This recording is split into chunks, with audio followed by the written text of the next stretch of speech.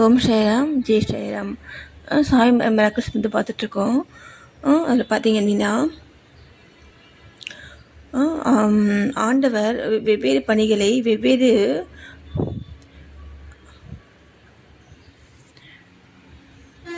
அடியோர்களிடம் ஒப்புவிக்கிறார் அப்படி சொல்கிறாங்க. அதாவது யாரால் எந்தெந்த வேலையை செய்ய முடியுமோ அந்தந்த வேலையை செய்யறதுக்கு பாபா வந்துட்டு அந்த பர்சன் மூலமாக வந்து செயல்படுறாரு. ஓகேங்களா? இதுதான் ட்ரூத்து. சில பேர் வந்துட்டு கோயில் மடங்கள் இதெல்லாம் வந்து இது கட்டுறதுக்கு வந்து பண்ணுறாங்க. கட்டுறதுக்கு வந்துட்டு உங்களுக்கு சொல்கிறாரு.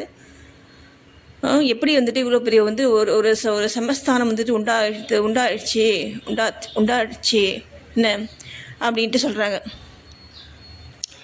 எல்லாமே வந்துட்டு பாபா தான் வந்து செய்கிறாரு. அதுக்கு தகுதியான அந்த பர்சன்ஸ் மூலமாக அவர் வந்து செய்ய வைக்கிறார் அவங்கள.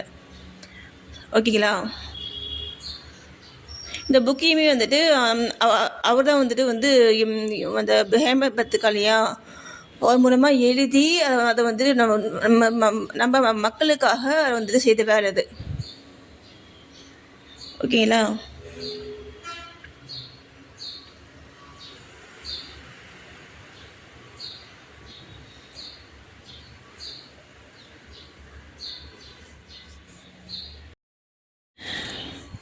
அதுக்கு நம்மக்கிட்ட வந்து தேவையான ஒரு பேசிக்கான வந்து ஒரு குவாலிஃபிகேஷன் வந்துட்டு என்ன அப்படின்னா அகங்காரம் வந்துட்டு இருக்கக்கூடாது.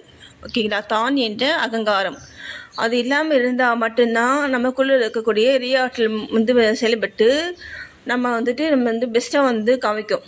ஓகேங்களா?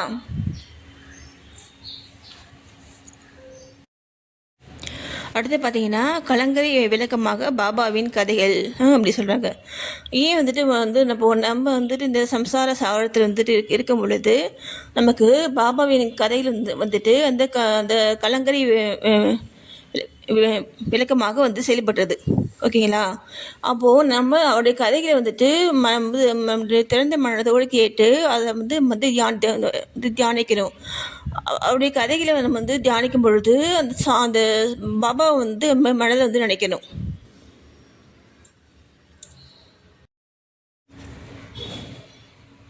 கடலின் பல்வேறு இடங்களில் கலங்கரை விளக்கம் வந்து கட்டப்படுகிறது.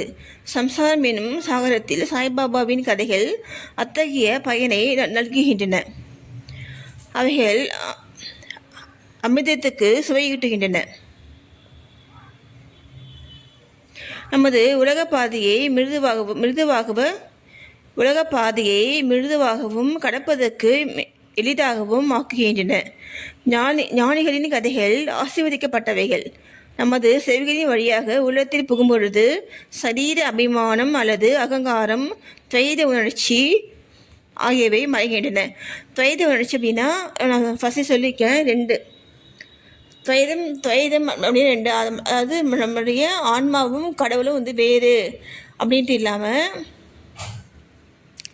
அந்த உணர்ச்சி வந்துட்டு வந்து நீக்கப்படுறது. கடவுளும் நம்மளுடைய ஆன்மா வந்துட்டு ஒன்று தான்.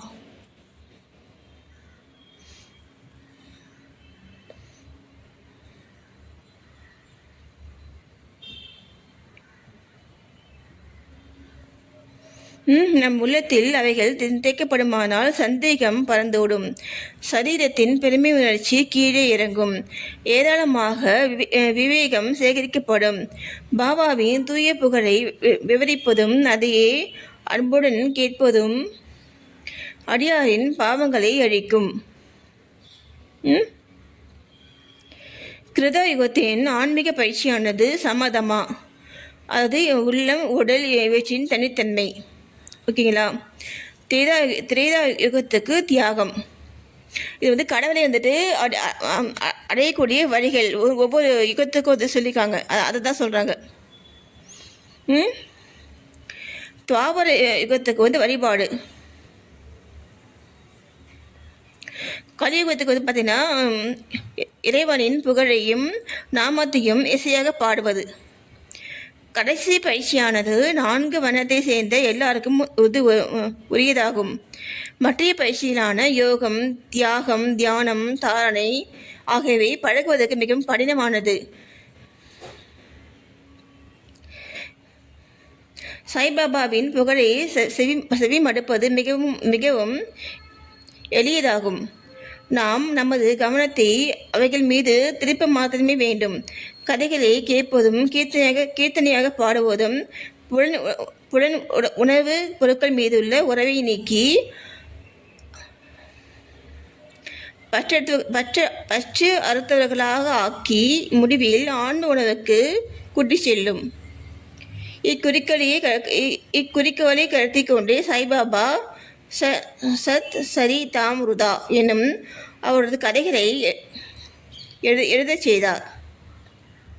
அல்லது வந்து அவங்க அந்த புக்கை கொண்டு வரதுக்கு வந்துட்டு ஹெல்ப் பண்ணார் இல்லைங்களா. அடியவர்கள் இப்பொழுது இக்கதைகளை எளிதாக படிக்கவோ கேட்கவோ செய்யலாம்.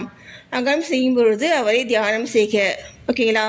இப்போது இதில் வந்துட்டு என்ன சொன்னாங்க, கலியுகத்துக்கு வந்துட்டு அந்த கடவுளுடைய நாமத்தை வந்துட்டு கேட்கறது, அதே மாதிரி இந்த இசையாக பாடுறது. அப்போ வந்து ஜெபிக்கிறது.